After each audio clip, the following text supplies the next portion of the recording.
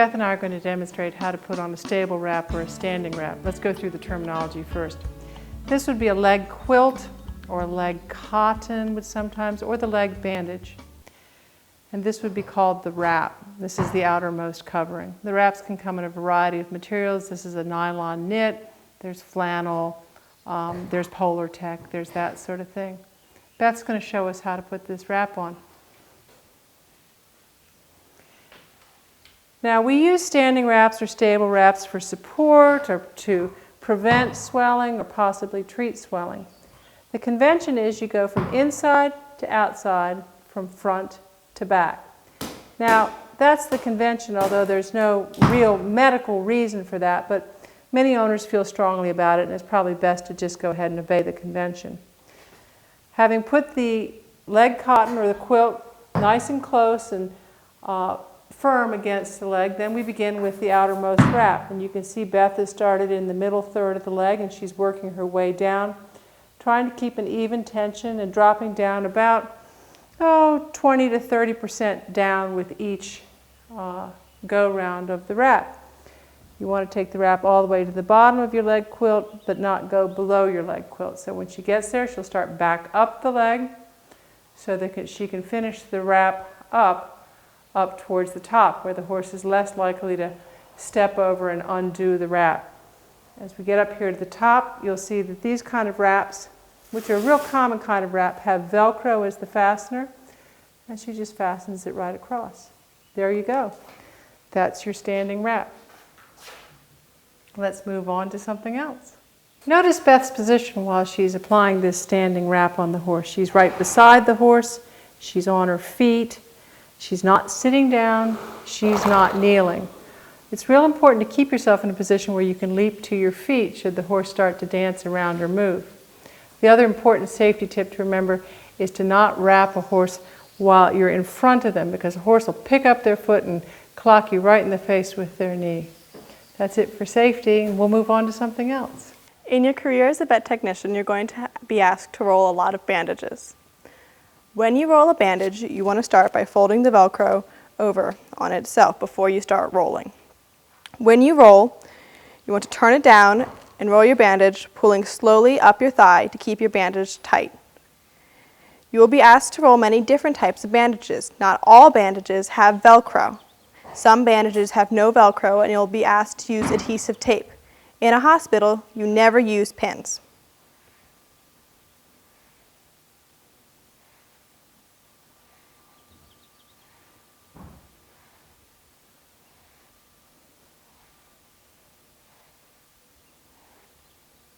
That's all. I'd like to show how to apply a variety of different kinds of boots. Sometimes when you're in practice, you'll be putting boots on horses that you have staying in the hospital. This is a galloping boot. It's made of neoprene. A lot of the new ones these days are made of neoprene. It's got Velcro closures. You'll see galloping boots made of leather, some of them made of neoprene.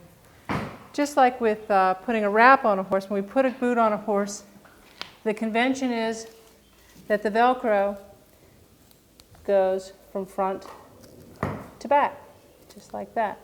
And the Velcro is always on the outside, so the horse can't knock the boot off. There are different boots for different purposes, and this would sort of be a shin boot coming down over the inside of her fetlock to keep her from interfering or striking her fetlock. The next boot I'd like to show is a bell boot. Now, if you'd like to make $1 million, you could design a better bell boot, but this is what we have. This is a bell boot. This, again, has Velcro closure. It's easy to put on the horse. It's relatively easy for the horse to knock it off, too. Just goes on right there around their pastern, the outermost Velcro going back. What this boot does is it protects her heels if she reaches forward and grabs at her heels. But for the same reason that it's easy to get on, it's relatively easy for the horse to pull it back off again. A more protective bell boot is going to be one of these continuous rubber ones. Now these are pretty hard to put on, but I'm going to show you a little trick. Myself, when I use these bell boots, I take some kind of a grease and I just put a little bit around the inside rim, and you'll see why, because it makes it slide over that hoof a little bit better. You don't have to do this, but I think I'm probably going to have to struggle. Now you pick up their foot, put their foot between your knees just like you would want to do, and you pull this boot forward. I don't know if I'm going to get this boot on this mare or not. Probably get it on and never get it back off again. There we go. And then you flip it back down. Now, she would be hard pressed to reach forward and get that boot back off again. And that's the bell boot. Last but not least, I'd like to show you a medicine boot. This is one of the commonly available brands of medicine boot. They call it a blue boot, but there are lots of other brands available. And there are many models on the market because it's hard to find one that fits the horse correctly and stays on well. They come in sizes, and you need to estimate the horse's size in relationship to the boot. It slides right on. You can treat inside the boot. You know, you could be using antibiotics in there or betadine or that sort of thing. And then you have a little strap mechanism that's going to go around the pastern and tighten right up in an attempt to keep this boot on.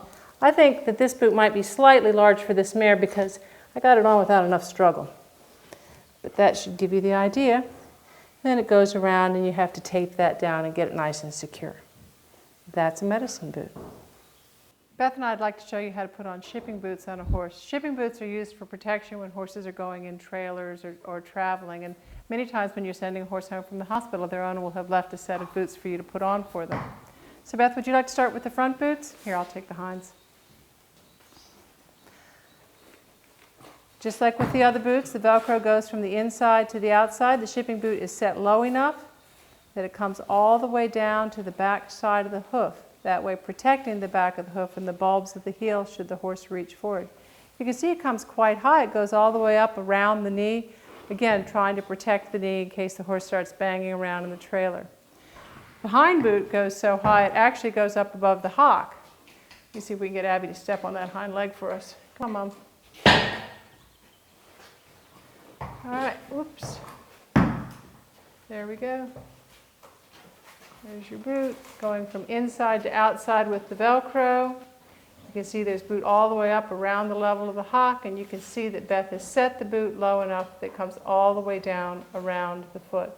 Now you want to be very careful when you walk a horse off that's got shipping boots on, because frequently they'll move with their legs in an exaggerated fashion because they're not accustomed to having that boot up high, and it just takes them a minute to get used to the concept. You just want to be careful.